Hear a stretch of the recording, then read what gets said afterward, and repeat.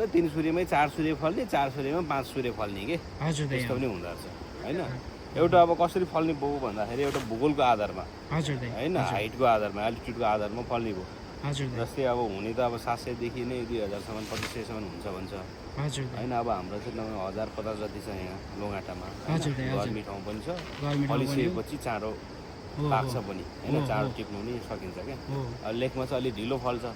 त्यस कारणले गर्दाखेरि लेकमा चाहिँ अलिकता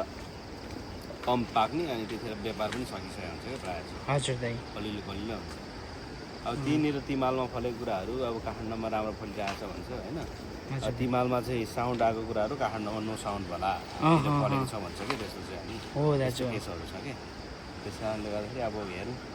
यसपालि टेस्टेड हो यो दुईवटा बिरुवा हजुर दाइ यो एउटा बोट भयो एउटा कान्छाको त्यहाँ भयो हजुर अब कोही अब सानो सानो बिरुवाहरू टन्नै छ लगाएको छ त्यहाँहरूले लगाउनु भएको छ उता जताततै छ हो हो हो हो। ल ल दाजु तपाईँलाई धन्यवाद दाजु है अब अनि अरू धेरै केही आउनु भएको छैन मलाई होइन अझ पनि साथीहरूले ल्याएर